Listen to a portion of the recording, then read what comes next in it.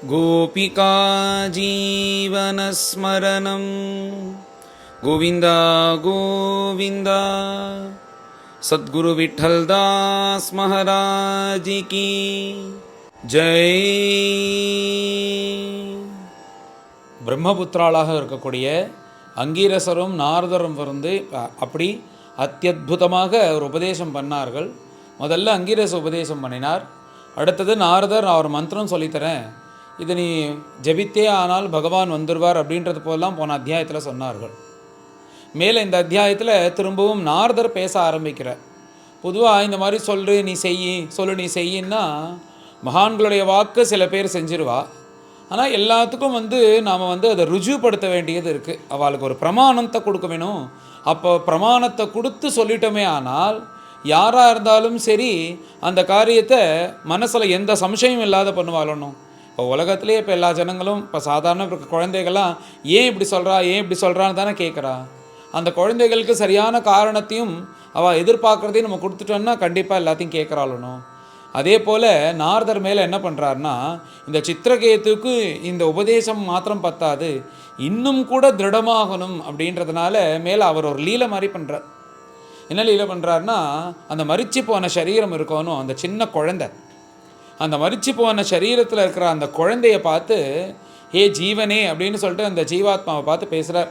மேலே உனக்கு ஆயுஷை தரேன், இந்த நீ ராஜகுமாரனாக இப்போ பிறந்திருக்க, இந்த ராஜகுமாரனாக இருந்து வளர்ந்து பூரா ஆயுசும் இருந்து இவர்களுக்கு நீ சந்தோஷப்படுத்துறியா, இப்படி ஒரு சக்தியை நான் உனக்கு கொடுக்குறேன், நீ மேலே இந்த சித்திரகேதுவை சந்தோஷப்படுத்துறியா அப்படின்னு கேட்குறாராம் நாரதர். நாரதருடைய வாக்கு, அவருடைய மகிமை என்னாச்சுன்னா, அந்த மரிச்சு போன அந்த குழந்தை பேச ஆரம்பிக்கிறதான். சித்திரகேது ஆவலோட இது எல்லாத்தையும் பார்த்துட்டு இருக்கான். ஆச்சரியம் என்னென்னா, அந்த ஜீவன் பேசுறது மேலே, அந்த ஜீவன் அந்த சித்திரகேத்தையும் நாரதரை பார்த்து பதில் சொல்கிறது, நாரதரை பார்த்து பேசுறது. அப்பா அப்பான்னு என்னை கூப்பிட்டு சொல்லி இவர் தான் அப்பான்னு சொல்கிறேலே, இவர் இந்த ஜென்மாத்துக்கு அப்பா. சரி, சாஸ்வதான அப்பா யார்? இந்த ஜென்மாவில் இவர் அப்பா. இந்த ஆத்மாவுக்கு முன்னாடி ஒரு ஜென்மம் எடுத்தானே, அப்போ யாரோ அப்பாவாக இருந்தால் யாரோ அம்மாவாக இருந்தால், அதுக்கும் முன்னாடி நிறையா யோனிகள், மிருகமாக பிறந்தேன், பட்சியாக பிறந்தேன், பூச்சிகளாக பிறந்தேன், இப்படி எல்லாத்துலேயும் பிறந்துன்னு வந்தேனே, அப்பா அவாவா அப்பா அம்மாவாக இருந்தால் இதில் எந்த அப்பா உண்மை, எந்த அப்பா உண்மை இல்லை? இந்த காலகர்ம சுபாவத்தினால, இந்த புண்ணிய பாபத்தினால, நம்ம சுகதுக்கத்தினால இந்த ஜென்மாவில் இவர் எனக்கு அப்பாவாக இருக்கார். அப்படி அப்பான்னு பார்க்கணுன்னா இத்தனை பேர் நான் அப்பான்னு பார்க்குறதா, இல்லை இவர் தான் சாஸ்வதமான அப்பாவான்னா மேலே நான் பிறந்து போகிறேனே, இப்போ இந்த ஜென்மாவில் இவர் இருக்க போகிறார், மேலே இவரும் மறிச்சிட போகிறார், நானும் மறிக்க போகிறேன்.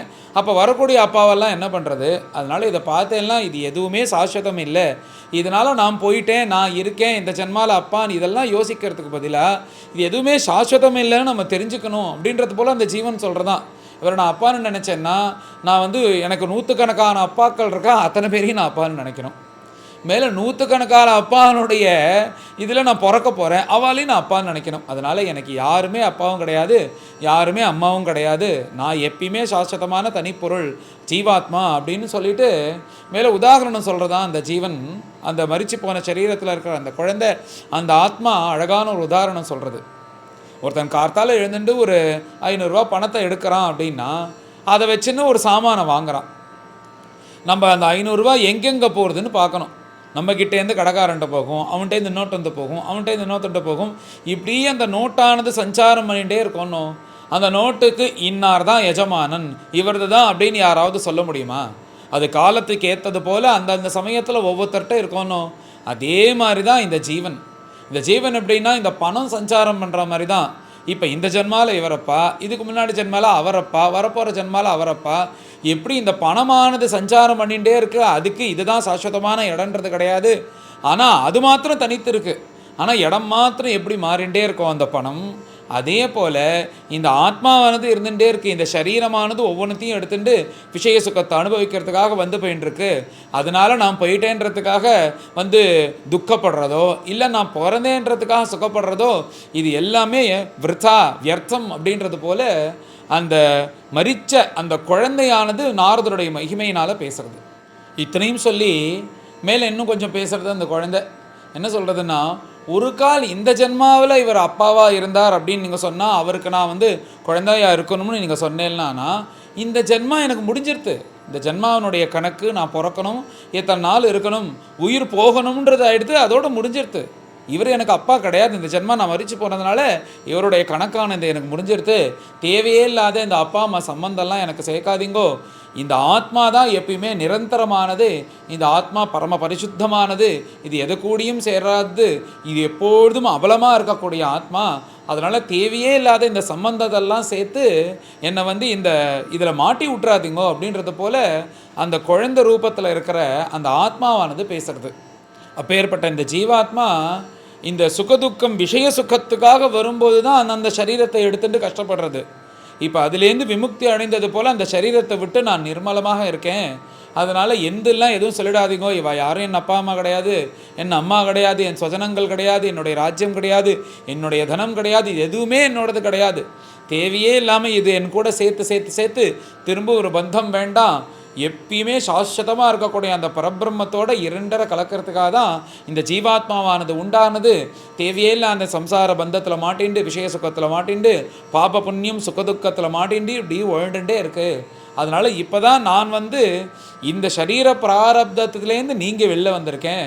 இதுக்கு மேலே நான் தேவையே இல்லாமல் இவ கூட என்னை சேர்த்து சேர்த்து அப்பா அம்மான்னு சொல்லாதீங்கோ அப்படின்றது போல் அந்த ஜீவனானது ரொம்ப வைராக்கியத்தோட ஞானத்தோடு பேசுறது அந்த குழந்தை.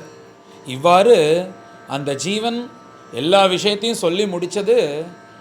அந்த சொன்னதுக்கப்புறம் யாரெல்லாம் ஐயோ இந்த குழந்தை போயிடுத்தேன்னு இப்படி கதறின்னு இருந்தாலோனோ அத்தனை பேருக்கும் மனசுலேருந்து வருத்தமானது க்ஷண நேரத்தில் போயிடுதான். க்ஷண நேரத்தில் எல்லாருக்கும் போயிடுத்து. அந்த எல்லோரும் ஜனங்கள் எல்லோரும் தெளிவாயிட்டார்கள், மந்திரிமார்கள் எல்லோரும் தெளிவாயிட்டார்கள். உடனே அந்த ஜீவாத்மா என்னுடைய கணக்கு முடிஞ்சது, தேவையே இல்லாமல் என்னை இதெல்லாம் திரும்பலாம் சேர்த்து விட்றாதீங்கன்னு அதை பயந்துட்டு நான் என் காரியத்தை பார்க்குறேன்னு அந்த ஜீவாத்மா கிளம்பிடுது. இப்போ மேலே என்ன ஆகிடுது, இந்த மாதிரிலாம் நடந்த உடனே யார் உண்மையாக அந்த குழந்தைய கொலை பண்ணினார்களோ அந்த ஸ்திரீகள்லாம் நேராக அந்த அங்கிரசருடைய திருவடியில் விழறான். நாங்கள் பண்ணின பாப்பந்தான் இது, பாலகத்தி பண்ணிட்டோமே, இப்படி ராஜா எங்களை கண்டுக்கலை அப்படின்ற அந்த அசூயினால் விஷத்தை கொடுத்து நாங்கள் தான் இந்த குழந்தைய கொலை பண்ணினோம், எங்களை மன்னிக்கணும்னு திருவடியில் விழுந்து பிரசாத்தாபம் பண்ணுறா. ஏதாவது விரதம் இருந்தால் ஏதாவது இருந்தால் சொல்லுங்கோ, நாங்கள் அனுஷ்டானம் பண்ணுறோம் அப்படின்னு சொல்லிட்டு கேட்ட உடனே மேலே அங்கீரசர் சொல்கிறார், நேராக இந்த யமுனையில் போய் ஸ்நானம் பண்ணி உனக்கு ஒரு விரதத்தை சொல்கிறேன், அது கடுமையான விரதம், அதை நீங்கள் அனுஷ்டானம் பண்ணுங்கோ, அப்போ தான் இந்த பாலகத்தி அப்படின்ற தோஷம் உங்களுக்கு நீங்கும்னு சொல்லிட்டு அந்த விரதத்தை அனுஷ்டானம் பண்ணணும்னு அவர்களை அனுப்பி வைக்கிறார் அங்கீரசர். இத்தனையும் நாரதர் அந்த சித்திரகேத்துக்கு மனசில் ஆழமாக படணும்னு தானே பண்ணினார். அந்த சித்திரகேத்துக்கு இப்போ என்ன எடுத்தன்னா, எந்த குழந்தைக்காக இப்படி மாரில் தட்டின்னு அழுதாரோ அந்த குழந்தைய நீ அப்பாலன்னு சொல்லிட்டு கிளம்பின உடனே அவர் மனசு இன்னும் கூட ரொம்ப தெளிவாயிடுதான். அந்த அங்கீரசருடைய வாக்கியம், நாரதருடைய வாக்கியம் என்ன ஆயிடுத்துனா அந்த மனசில் போட்டு குடையிறது. ஆஹா, எப்பேற்பட்ட விஷயத்தை நீங்கள் சொன்னேன், இந்த மாதிரி நான் புத்திரசோகம்னு அதில் வருஷக்கணக்காக அழ வேண்டிய எண்ணம் உங்களுடைய வாக்கியத்தினால என்னை சரி பண்ணிட்டேலே அப்படின்னு சொல்லிட்டு அந்த 2 பேருடைய திருவடியிலையும் விழறானான் சித்திரகேது. அவள் திருவடியில் விழுந்து சித்திரகேத்துவனுடைய கண்ணீர்னால் அந்த அங்கீரசருடைய திருவடியும் நாரதருடைய திருவடியும் அலம்பி கையை கூப்பி நிற்கிறான் அவள் 2 பேரை பார்த்து. இப்படி பிரார்த்தனை பண்ணிட்டு இருக்கிற அந்த சித்திரகேத்துவை பார்த்து மேலே நாரதர் சொல்கிறாராம், ஏற்கனவே சொன்னாரோன்னு தான் சொன்ன ஒரு மந்திரத்தை உபதேசம் பண்ணுறேன், இதை நீ 7 நாள் விடாத ஜபிக்கணும்னு சொன்னாரோன்னு. அதே போல் அதை எடுத்து சொல்கிறார், ஓம் நமோ பகவதே பிரத்யும்னாய அனிருத்தாய அப்படின்னு சொல்லிட்டு சில முக்கியமான அந்த பேர்கள்லாம் வச்சு மந்திரங்கள் போலவே இதை நீ அனவரத்தமும் ஜபம் பண்ணிட்டு மனசில் பகவான் ததேக தியானமாக பண்ணணும். அப்படி நீ தியானம் பண்ணிட்டே வந்தேயானால் அப்போ ஏற்பட்ட பிரபு உனக்கு அனுகிரகம் பண்ணுவான்னு சொல்லி, எந்த பிரபு இந்த உலகத்தை சிருஷ்டித்தாரோ, எந்த பிரபு இந்த உலகத்தை காப்பாற்றுகிறாரோ, எந்த பிரபு இந்த உலகத்தில் கடைசி காலத்தில் அழிக்கிறாரோ அப்பேற்பட்ட பிரபு உன்னை ரட்சிக்கட்டும் அப்படின்னு சொல்லிட்டு அந்த பிரபுவனுடைய ரூபத்தெல்லாம் அழகாக வர்ணிக்கிறார். தாமரை போலவே அந்த பிரபுவனுடைய ரூபத்தை வர்ணிக்கிறார். தாமரை போல கண்கள், தாமரை போல கரங்கள், தாமரை போல அழகான சிரிப்பு, தாமரை மலர்ந்து இருப்பது போல் பகவானுடைய முகம் பிரசன்னமாக இருக்கும்னு இப்படி தாமரை போலவே தாமரையோடு சேர்த்து சேர்த்து சேர்த்து பகவானை வர்ணித்து இந்த மந்திரங்கள்லாம் சேர்த்து நீ மேலே இந்த பகவானை ஆராதனை பண்ணு அப்படின்னு நாரதர் உபதேசம் பண்ணுறார் அந்த சித்திரகேத்துக்கு அருமையாக. இப்படி நாரதரும் அங்கீரசரும் அந்த சித்திரகேத்துக்கு உபதேசம் பண்ணிவிட்டு அவர்கள் அங்கேருந்து கிளம்பிட்டார்கள். மகான்களுடைய வாக்கு அதே போலேயே ஸ்ரத்தையாக இந்த 7 நாட்கள் சொன்னாரோன்னா அதே மாதிரியே 12 வரான். இந்த 7 நாட்கள் வெறும் ஜலத்தை மாத்திரம் குடித்து கொண்டு கோரமான தபஸு, காடமான இது. யாதிருஷி யாதிருஷி ஸ்ரத்தா சித்திர்பவதி தாதிருஷி அப்படின்னு சாஸ்திரத்தில் சொன்னது போல நம்மளுடைய தீவிரம் தானே பகவானை வர வைக்கிறது. பகவானை வர வைக்கணும்னா கோடிக்கணக்கான ஜென்மம் நீ தபஸ் பண்ணணுன்றது, நீ உன்னுடைய ஸ்ரத்தை இவ்வளோதான் இருந்தானா அது கோடிக்கணக்காக ஆகும். துருவசுவாமி மாதிரி நீ தபஸ் பண்ணேன்னா 6 மாதத்துலேயே வருவார். இன்னும் காடமாக நீ தபஸ் பண்ணேன்னா எவ்வளோ நேரத்தில் வேணாலும் பகவான் வருவார். அது வந்து நம்மளுடைய ஸ்ரத்தையினால தானே அதனுடைய தபஸானது அதனுடைய பலமானது இருக்குது. இப்படி அழகாக இவன் வந்து நாரதர் சொன்னது போலேயே இந்த சித்திரகேதுவானவர் இப்படி ஒரு 7 நாள் ஜலத்தை மாத்திரம் குடிச்சுட்டு தபஸ் பண்ணுறார்.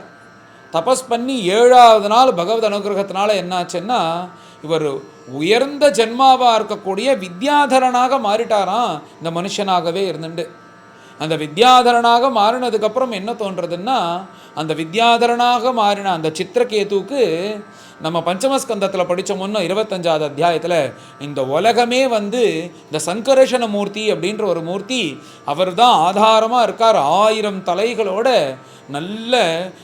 நல்ல ஒரு சுத்த ஸ்பட்டிக சங்காசம்னு வெள்ளவேன்னு இருக்கக்கூடிய திருமேனி, அதில் நீலாம்பரத்தை தரித்து கொண்டு சங்கர்ஷண மூர்த்தியாக இருந்து கொண்டு இந்த உலகத்தை முழுக்க அவருடைய ஆதாரத்தில் தான் இருக்குது. இந்த பூமியே பார்த்தா ஒரு சின்ன ஒரு தூசி போல தான் அந்த பூமியானது அவருடைய சரீரத்தில் இருக்கும். அப்படின்னா அவர் எப்பேற்பட்ட ரூபமாக இருந்திருப்பார் அப்படின்றதெல்லாம் வர்ணிச்சமோனோ.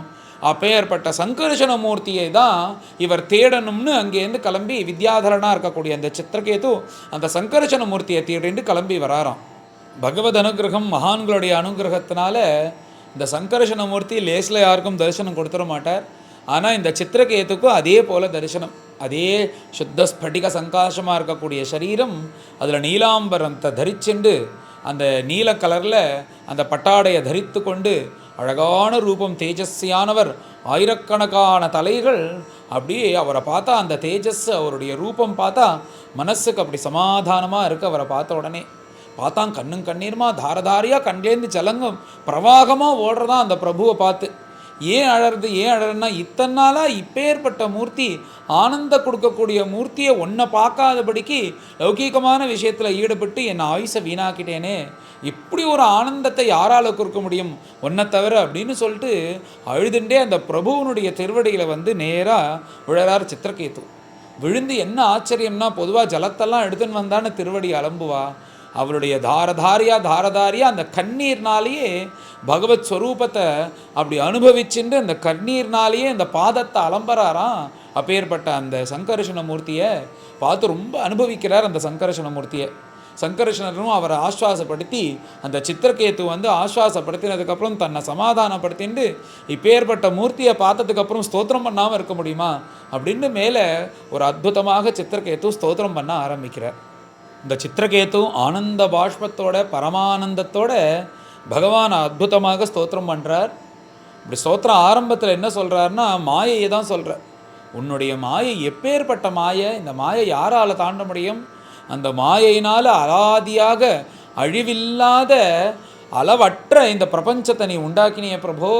அப்படி உண்டாக்கி அந்த மாயிலே எல்லோரும் உழது போல பிரம்மதேவன் பரியந்தம் இந்த மாயாதீனமாக இருந்துன்னு தான் வாழ்ந்துட்டுருக்கா. அப்படி எல்லோரும் இருந்த போதிலும் இந்த மாயை தாண்டறதுக்கு ஒரு வழியை வச்சிருக்க.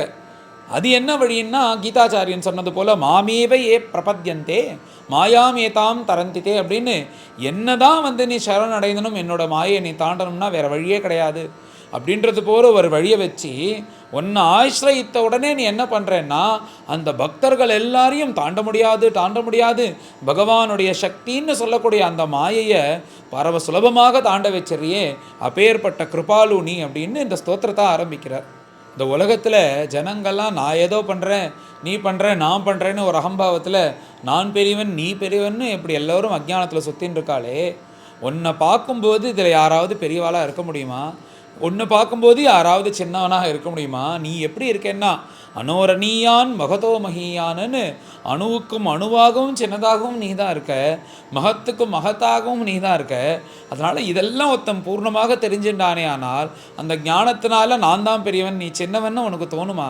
இதெல்லாம் நினச்சி பார்த்தான்னா இந்த உலகத்தில் இருக்கிற இந்த விஷயங்கள் உன்னையும் நினச்சி பார்த்தான்னா இந்த அகம்பாவமே ஒருத்தனுக்கு இல்லாமல் போயிடுமே.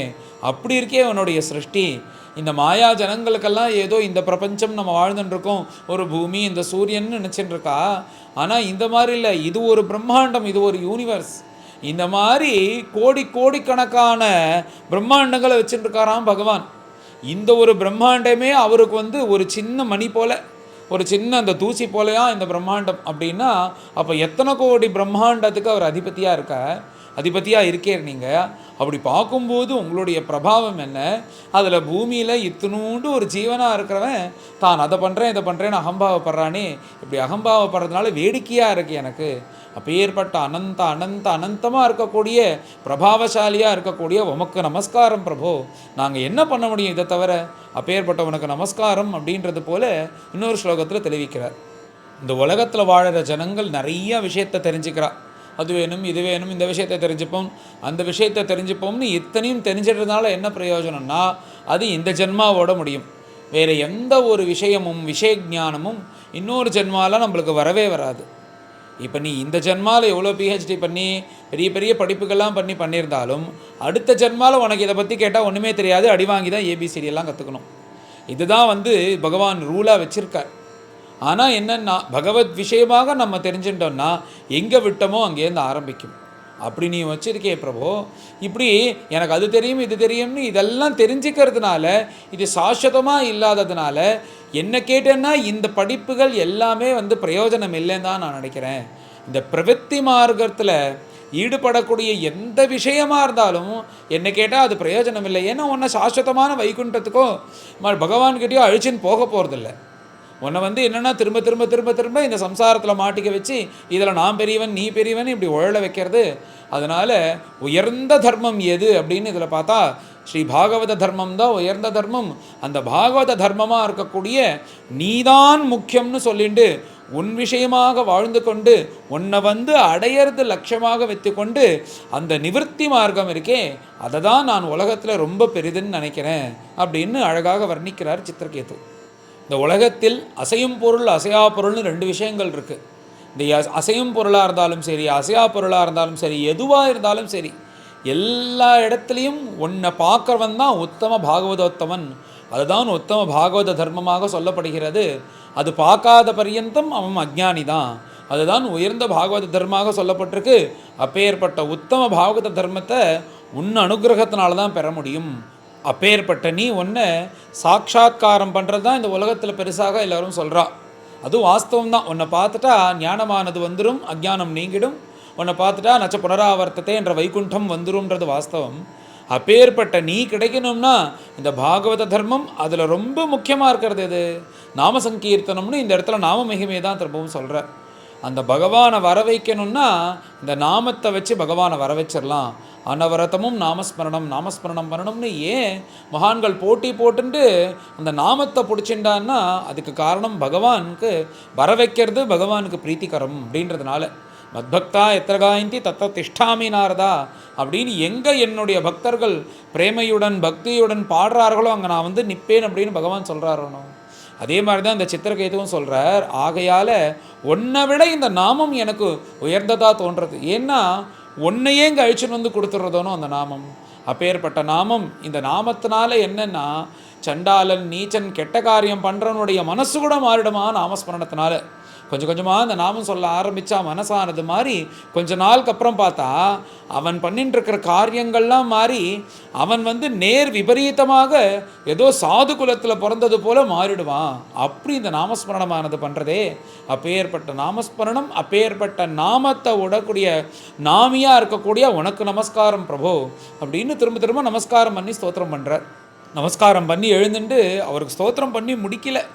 அந்த பிரபுவை பார்த்த சந்தோஷத்தில் இன்னும் கூட சொல்கிறாராம், பிரபு நீர் யார்னா எப்பேற்பட்டவர்னா உன் பிரபாவம் எப்படின்னா ஆகாயத்தில் சூரியன் இருக்கே அந்த சூரியத்தினுடைய வெளிச்சத்தை பார்க்க முடியுமா?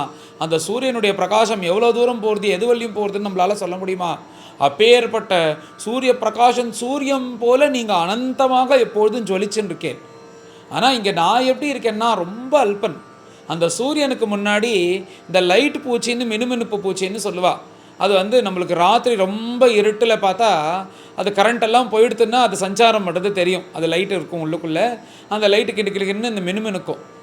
அந்த பிரகாசத்துக்கும் சூரியனுடைய பிரகாசத்துக்கும் சேர்க்க முடியுமா? இது எங்கே இருக்குது? இதை விட பல கோடி கோடி கோடி கோடி கணக்கான மடங்காக பிரகாசத்தை ஜாஸ்தி வச்சுருக்கிற சூரியன் போல் நீர் இருக்கீர். அந்த மினுமினுப்பு பூச்சி போல் நான் இருக்கேன் இங்கே எங்கேயோ. அப்பேற்பட்ட அல்பனாக இருக்கக்கூடிய நான் உம்மை ஸ்தோத்திரம் பண்ணி நான் என்ன சந்தோஷப்படுத்த முடியும்? ஆனாலும் இப்படி ஸ்தோத்திரம் பண்ணானா என் பக்தன் ஸ்தோத்திரம் பண்ணானேன்னு நீ இப்படி சந்தோஷப்படுறிய பிரபு, உன்னோட கருணாமூர்த்தி உள்ளவர்களா அப்படின்னு சொல்லிட்டு அந்த பகவானை ஸ்தோத்திரம் பண்ணி கடைசியாக எந்த பிரபு இந்த உலகத்துக்கெல்லாம் ஆதாரமாக இருக்காரோ, எந்த பிரபுவனுடைய சிரஸில் இத்தனை அகிலாண்ட கோடி பிரம்மாண்டங்களும் எந்த பிரபுவனுடைய சிரஸில் இருக்கோ, எந்த பிரபுவோட அனுகிரகத்தினால இந்த உலகம் நடக்கிறதோ, எந்த பிரபுவனுடைய ஆதாரத்தினால இந்த உலகம் இருக்கிறதோ, அப்பேற்பட்ட சங்கர்ஷண மூர்த்தியாக இருக்கக்கூடிய உமக்கு நமஸ்காரம் அப்படின்னு சாஷ்டாங்கமாக திருவடியில் விழுந்து திரும்பவும் கண்ணீருமாக அந்த திருவடியை நினைச்சு மேலே கையை கூப்பின்னு நிற்கிறாராம். அந்த சங்கர்ஷண மூர்த்தியை பார்த்துட்டு பரம சந்தோஷத்தோட இப்படி ஒரு ஸ்தோத்திரத்தை கேட்டு அவருக்கு ரோமாஞ்சம் ஏற்படுறதா அந்த சங்கர்ஷண மூர்த்திக்கு. இப்படி ஒரு ஸ்தோத்திரம் பண்ணுறியப்பா அப்படின்னு அத்தியுதமான தான் மனஸ்பூர்த்தியாக சந்தோஷப்பட்டு அந்த பக்தனை பார்த்து மேலே இந்த சங்கர்ஷண மூர்த்தி பேசுகிறார் அந்த சித்திரகேத்துவை பார்த்து. நீ மேலே இப்படி ஒரு ஸ்தோத்திரம் பண்ணியே, ரொம்ப அருமையாக இருந்தது இந்த ஸ்தோத்திரம் அப்படின்னு கொண்டாடி சொல்லி, நீ சொன்னது தான் வாஸ்தவம், என்னுடைய ஆதாரத்தில் தான் இந்த உலகமே இருக்குது, நான் தான் இது எல்லாத்தையும் சிருஷ்டி பண்ணுறேன், நான் தான் காக்கிறேன், நான் தான் அழிக்கிறேன். இப்போது மற்ற தேவர்களோ எல்லோரும் அவ காரியத்தை பார்க்குறா, அத்தனை பேருக்கும் அந்தர்யாமியாக நான் தான் இருந்து கொண்டு எல்லாத்தையும் செய்கிறேன். உனக்கு உதாரணத்துக்கு சொல்லணும்னா, இப்போ ஒரு ஜீவன் இருக்குது, அந்த ஜீவன் உலகத்தில் வாழ்ந்துட்டு இருக்கும்போது அந்த ஜீவன் தூங்கிடுறது, தூங்கி எழுந்ததுக்கு அப்புறம் பார்த்தா உலகம் இருக்குன்னா அந்த ஜீவன் அந்த உலகத்தை உண்டி பண்ணதுன்னு அர்த்தமா? கிடையாது. அது இத்தனை நேரம் தூங்கிட்டு அந்த ஜீவனானது எழுந்து உலகத்தை பார்க்கறது.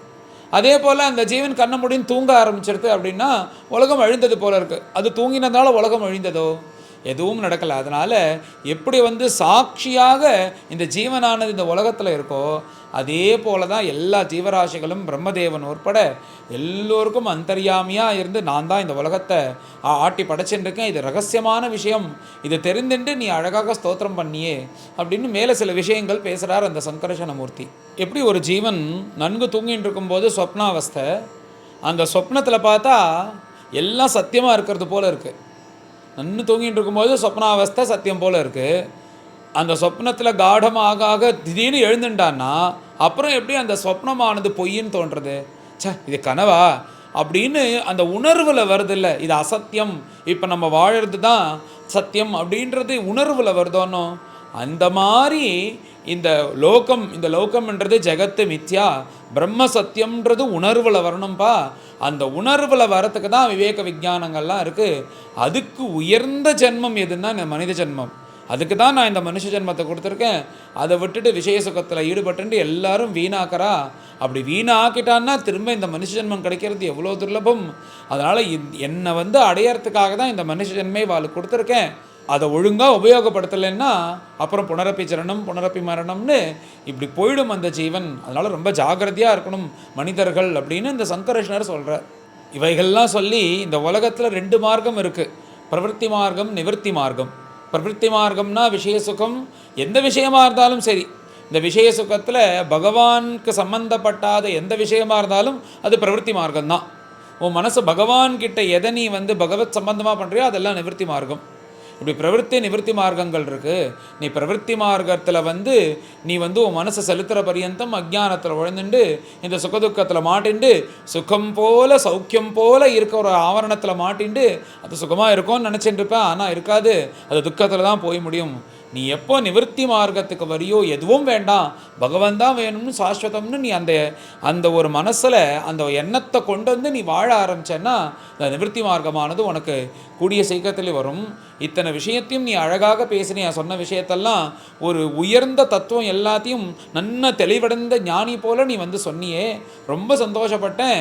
இது உனக்கு கிடைச்சது யாருன்னா பிரம்மபுத்திராளாக இருக்கக்கூடிய அந்த அங்கீரசும் நாரதரும் உத்தம குருக்களாக இருந்து உனக்கு உபதேசம் பண்ணதுனால தான் தானப்பா இந்த ஒரு அனுகிரகமானது ஒன்று கிடைச்சது. அதனால் அப்பேற்பட்ட மகான்களை எப்போதும் சேவிக்கணும் அப்படின்னு பகவான் சொல்லி, இப்பேற்பட்ட ஸ்தோத்திரம் நீ பண்ணதுனால மேலே நீ உயர்ந்த வித்யாதரனாகவும் உன் மனசடைவில் உயர்ந்த விஷ்ணு பக்தனாகவும் இந்த துவந்தங்கள் இருக்கே, இந்த சுகதுக்கள் இவைகள் அகப்படாதபடிக்கு நீ உத்தம அந்த சித்திரகேதுவாக இருந்துட்டு நீ விஷ்ணு பக்தனாக இருக்க போகிற அப்படின்னு இந்த சங்கர்ஷணமூர்த்தியை அனுகிரகம் பண்ணி அவரும் அங்கேருந்து அந்தர்தானமானார். மேலே சித்திரகேதுவும் அங்கேருந்து கிளம்பினார். அப்படின்றதோட இந்த அத்தியாயமானது பூர்த்தியாகுது. இந்த சித்திரகேதுவனுடைய இந்த ஸ்தோத்திரமே பார்த்தேன்னா அற்புதமாக நன்னா இருக்கும். அது அந்த ஸ்லோகத்தினுடைய தன்மையே நீங்கள் பார்த்தேன்னா 4 லைனில் இருக்குமே தவிர அது முன்ன பின்ன இருக்கும் படிக்கிறதுக்கு. அது எதுலேயுமே சேராத ஒரு சம்மந்தமே இல்லாமல் ஒரு விருத்தம் போல் இருக்கும், எதுலேயுமே சேராத. அதனால் அதுக்கு கொஞ்சம் எல்லாருக்கும் புரிவது போல் ஒரு இதில் நான் படிச்சிருக்கேன், ஒரு புரிவது போல் ஒரு மெட்டில் படிச்சிருக்கேன். அதனால் அதையே நீங்கள் பொறுமையாக ஃபாலோ பண்ணிட்டு வந்தேன்னா அதை பின்னாடி கூட படிக்க வரலாம். இல்லைனா நீங்கள் ரெகுலராக படிக்கக்கூடியதில் அதை நீங்கள் படித்தேன்னா அது ஒழுங்காக சேராது, அங்கங்கே நிற்கும். அதனால் இதை கொஞ்சம் கவனித்து படிக்க வேண்டிய ஸ்தோத்திரம். கொஞ்சம் சாதாரணமாக இல்லாதபடிக்கு கொஞ்சம் விருத்தம் மாறக்கூடிய ஸ்தோத்திரம். அற்புதமான ஸ்தோத்திரம், அழகாக ஸ்தோத்திரம் பண்ணியிருக்கார் அந்த சங்கர்ஷணமூர்த்தியை பார்த்து இந்த சித்திரகேது. இந்த சங்கர்ஷணமூர்த்தியை தான் ஸ்தோத்திரம் பண்ணார்னு நானே இன்றைக்கி தான் தெரிஞ்சுட்டேன். உங்களுக்காக இதை பார்க்கும்போது தான் தெரிஞ்சுட்டேன். நானும் நினச்சேன் வைகுண்டவாசியாக இருக்கக்கூடிய பகவானை தான் இவர் ஸ்தோத்திரம் பண்ணார், எப்பயும் போல் மகாவிஷ்ணு குறித்து ஸ்தோத்திரம் பண்ணுவார், திருவசுவாமிக்கு வந்தவர் போல் வந்தார் அப்படின்னு நினச்சிட்டேன். ஆனால் இந்த சங்கர்ஷணமூர்த்தியை தேடிட்டு போய் இவர் ஸ்தோத்திரம் பண்ணார்ன்றது இப்போ தான் தெரிஞ்சுட்டேன். அப்படி அற்புதமாக பாகவதம் தினே தினே ஸ்ருதஜ்ஞோ நித்தியநூதனாகான்னு உங்களுக்கு தினமும் கேட்கும்போது நிறையா விஷயங்கள் தெரிஞ்சுக்கிறேன் நிறையா பேர் சொல்லி எல்லோரும் கேட்குறீர்கள். நீங்கள் எப்படி தெரிஞ்சுக்கிறீர்களோ அதை விட நிறையா விஷயம் நான் தெரிஞ்சுக்கிறேன் பாகவதத்தினால. அப்படி உங்கள் மூலியமாக அப்படி எல்லாமே நிறையா விஷயங்கள் இந்த சங்கர்ஷணமூர்த்தியை ஸ்தோத்திரம் பண்ணது. அற்புதமான ஒரு சித்திரகேதனுடைய ஸ்தோத்திரம், ரொம்ப கொஞ்சம் பெரிய அத்தியாயம். அதனால் எல்லோரும் கொஞ்சம் இந்த ஸ்தோத்திரங்கள்லாம் இந்த சித்திரகேது கொஞ்சம் ஜாகிரதையாக படிக்கணும் இந்த ஸ்துதியை. அதனால் மேலே எல்லோரும் கறந்து இந்த அத்தியாயத்தையும் பாராயணம் பண்ணி அந்த சித்திரகேதுனுடைய ஸ்துதியும் ஸ்தோத்திரம் பண்ணி பகவானுக்கு அர்ப்பணம் செய்வோம். அச்ச ஷோடசோத்யாயः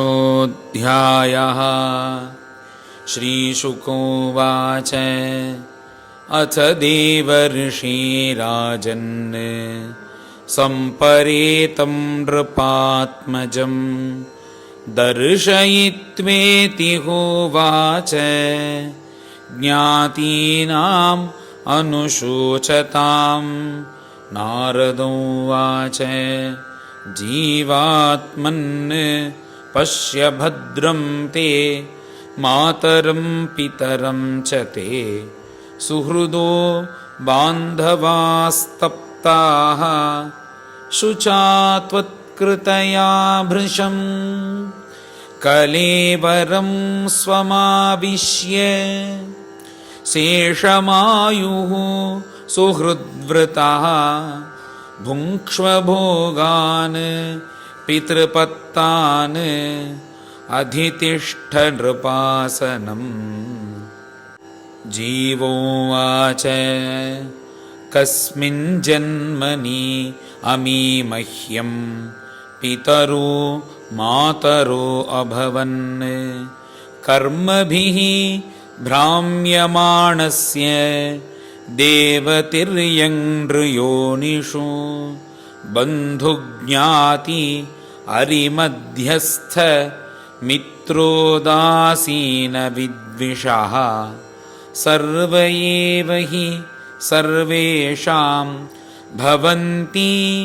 क्रमशो मिथः यथा वस्तूनि पन्यानि हेमादीनि ततस्ततः पर्यटन्ति नरेष्वेवं जीवो योनिषु कर्तृषु नित्यस्यार्थस्य सम्बन्धः ह्यनित्यो दृश्यते नृषु यावद्यस्य हि सम्बन्धः ममत्वं तावदेव हि एवं योनिगतो जीवः स नित्यो निरहङ्कृतः यावत् यत्रोपलभ्येत तावत् स्वत्वं हि तस्य तत् एष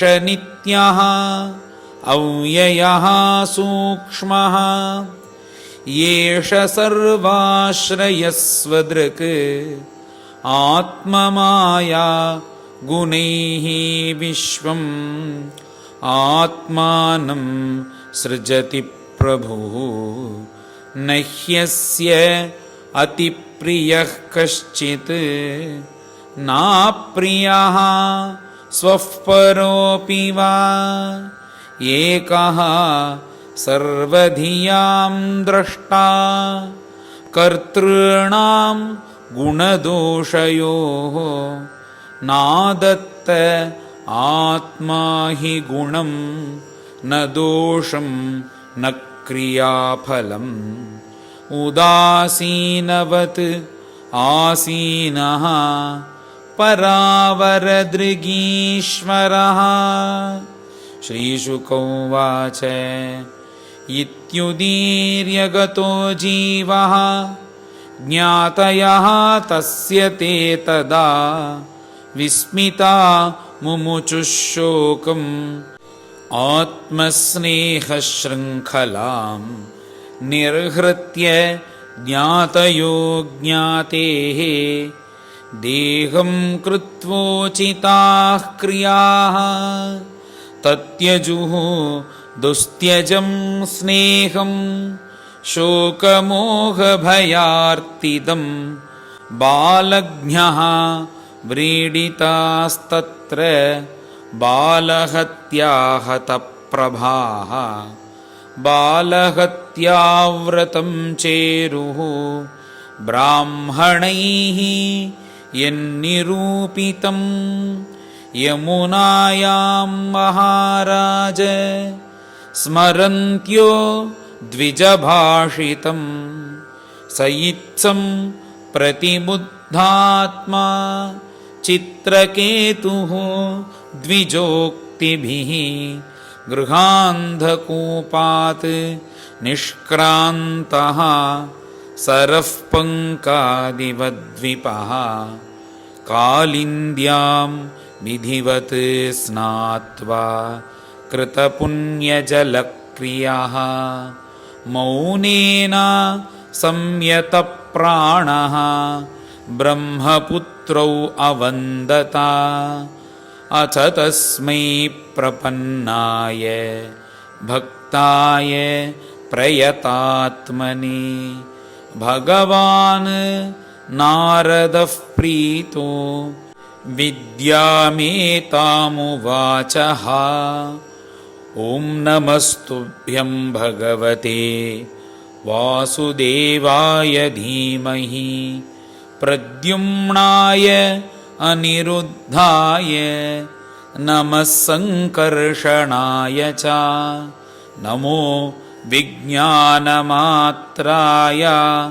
परमानन्दमूर्तये आत्मारामाय शान्ताय निवृत्तद्वैतदृष्टये आत्मानन्दानुभूत्यैव न्यस्तशक्त्यूर्मये नमः हृषीकेशाय महते नमस्ते विश्वमूर्तये वचस्युपरते प्राप्य ययेको मनसा सह अनामरूपश्चिन्मात्रः सोऽव्यान्नः सदसत्परः यस्मिन्निदं यतश्चेदं तिष्ठत्यप्येति जायते मृण्मयेष्विव मृज्जातिः तस्मै ते ब्रह्मणे नमः यन्न स्पृशन्ति न विदुः मनोबुद्धीन्द्रियासवः अन्तर्बहिश्च विततं व्योमवत् तन्नतोऽस्म्यहम् देहेन्द्रियप्राण मनोधियो मे यदंशविद्धाः प्रचरन्ति कर्मसु नैवान्यदा लोकमिवाप्रतप्तं स्थानेषु तत् द्रष्टृपदेशमेति। ॐ नमो भगवते महापुरुषाय महानुभावाय महाविभूतिपतये सकलसात्वतपरिवृढ निकरकरकमलकुड्मल उपलालितचरण अरविन्दयुगल परमपरमेष्ठिन् नमस्ते। श्रीशुक उवाच भक्तायै तां प्रपन्नाय विद्यामादिश्य नारदः ययौ अङ्गिरसा साकं धाम स्वायम्भुवं प्रभो चित्रकेतुस्तु विद्यां तां यथा नारदभाषितां धारयामास सप्ताहम् अभक्षः सुसमाहितः ततश्च सप्तरात्रान्ते विद्यया धार्यमाणया विद्याधराधिपत्यं स लेभे अप्रतिहतं नृपः ततः कतिपयाहोभिः विद्ययेद्धमनोगतिः जगामदेवदेवस्य शेषस्य चरणान्तिकं मृणालगौरं शितवाससं स्फुरत् किरीटकेयूरकटित्रकङ्कणं प्रसन्नवक्त्रारुणलोचनं वृतं ददर्श सिद्धेश्वर मण्डलैः प्रभुं तद्दर्शन ध्वस्तसमस्तकिल्बिषः स्वच्छामलान्तः कर्णोऽभ्ययान्मुनिः प्रवृद्धभक्त्या प्रणयाश्रुलोचनः प्रहृष्टरोमानमदादिपूरुषम् स उत्तमश्लोकपदाब्जविष्टरम् प्रेमाश्रुलेशैः उपमेहयन्मुहुः प्रेमोपरुद्धाखिल वर्णनिर्गमः नैवाशकत्तं प्रसमीडितुं चिरम् ततः समाधाय मनोमनीषया बभाषयेतत् प्रतिलब्धवागसो नियम्य सर्वेन्द्रिय बाह्यवर्तनं जगद्गुरुं सात्वतशास्त्रविग्रहम् चित्रकेतुरुवाच अजितजितः सममतिभिः साधुभिर्भवान् जितात्मभिर्भवता विजितास्तेऽपि च भजताम् अकामात्मनां य आत्मदोति करुणः तव विभवः खलु भगवन्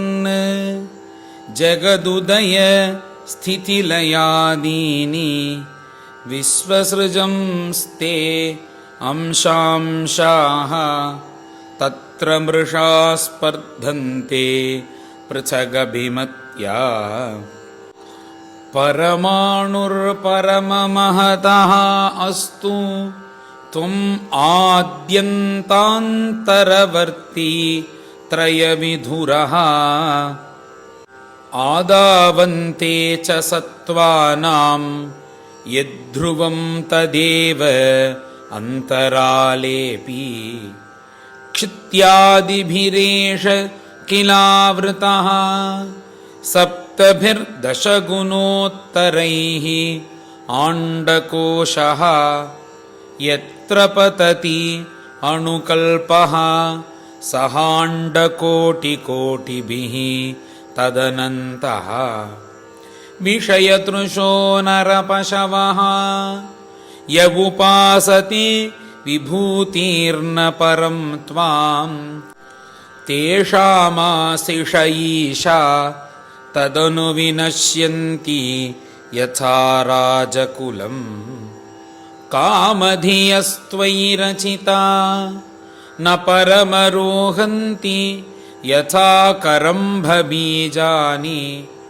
ज्ञानात्मनि अगुणमये गुणगणतोऽस्य द्वन्द्वजालानि जितमजित तदा भवता यदाह भागवतं धर्मम् अनवद्यं निष्किञ्चनाये मुनयः आत्मा रामा यमुपासते अपवर्गाय विषममतिः न यत्र नृणां त्वम् अहमिति मम तमेति च यदन्यत्र विषमधिया रचितो यः सह्यविशुद्धः क्षयिष्णुः अधर्मबहुलः कः क्षेमो निजपरयोः कियानर्थः स्वपरद्रुहाधर्मेण स्वद्रोहात् तव कोपः परसंपीडया च तथा धर्मः न व्यभिचरति तवेक्षा यया ह्यभिहितो भागवतो धर्मः स्थिरचरसत्त्वकदम्बेषु अपृथग्धियो यमुपासते त्वार्याः न हि भगवन् अघटितमिदं त्वद्दर्शनात् नृणाम् अखिलपापक्षयः यन्नाम सकृच्छ्रवणात् पुल्कसोऽपि विमुच्यते संसारात् अथ भगवन् वयमधुना त्वदवलोक परिमृष्टाशयमलाः सुरऋषिणा यदुदितं तावकेन कथम् अन्यथा भवति विदितमनन्तसमस्तं तव जगदात्मनो जनैः इहाचरितं विज्ञाप्यं परमगुरोः कियदिव सवितुरिव खद्योतैः नमस्तस्मै भगवते सकलजगत्स्थितिलयोदयेशाय दुरवसित आत्मगतये कुयोगिनां भिदा परमहंसाय यं वैश्वसन्तमनु विश्वसृजश्वसन्ति यं चेकितानमनुचित्तय उच्चकन्ति भूमण्डलं सर्षपायति यस्य मूर्ध्नि तस्मै नमो भगवतेस्तु सहस्रमूर्ध्ने। श्रीशुक उवाच संस्तुतो भगवानेवम् अनन्तः तमभाषत विद्याधरपतिं प्रीतः चित्रकेतुं कुरुद्वः। भगवानुवाच यत् नारदाङ्गिरोऽभ्यां ते व्याहृतं मे अनुशासनं संसिद्धोऽसि तया राजन् विद्यया दर्शनाच्च मे अहं वै सर्वभूतानि भूतात्मा भूतभावनः शब्दब्रह्म परं ब्रह्म ममोभे शाश्वती तनु लोके विततमात्मानं लोकं चात्मनि सन्ततम् उभयं च मया व्याप्तं मयि चैवोभयं कृतं यथा सुषुप्तः पुरुषः विश्वं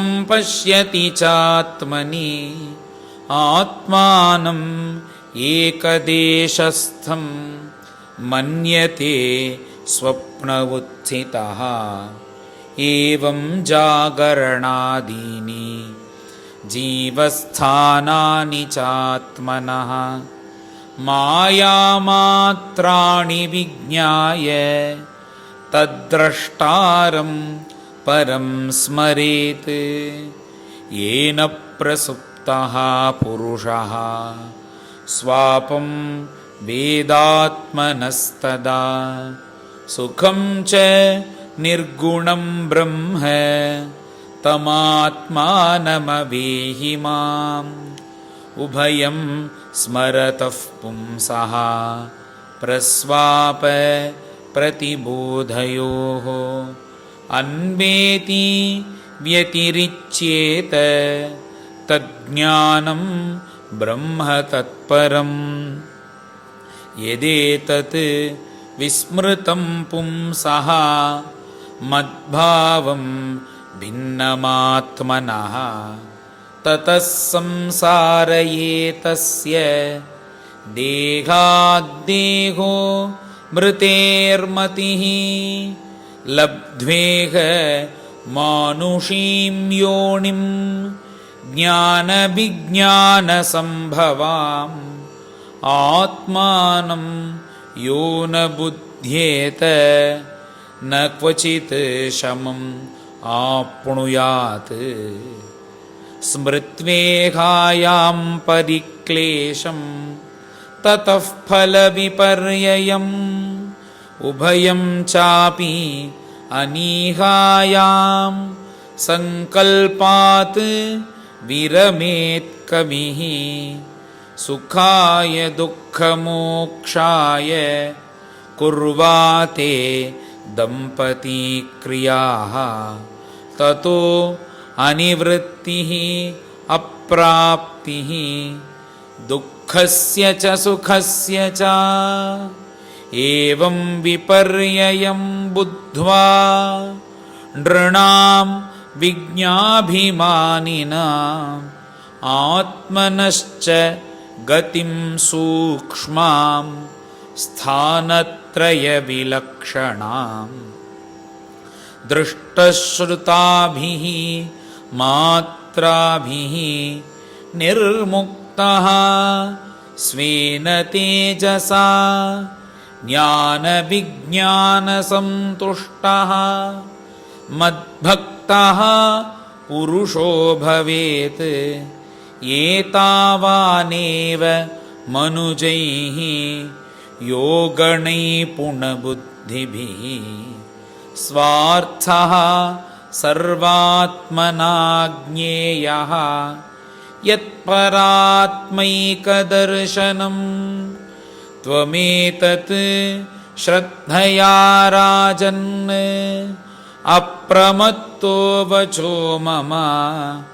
ज्ञानविज्ञानसम्पन्नः धारयन्नाशु सिद्ध्यसि श्रीशुक उवाच आश्वास्य भगवानित्थं चित्रकेतुं जगद्गुरुः पश्यतः तस्य विश्वात्मा ततश्च अंतर्दधे हरिः।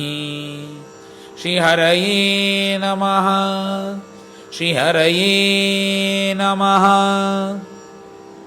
इति श्रीमद्भागवते महापुराणे पारमहंस्यां संहितायां षष्ठस्कन्धे चित्रकेतोः परमात्मदर्शनं नाम षोडशोऽध्यायः।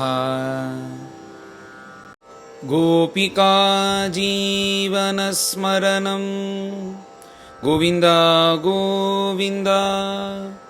सद्गुरु विठ्ठलदास महाराज की जय।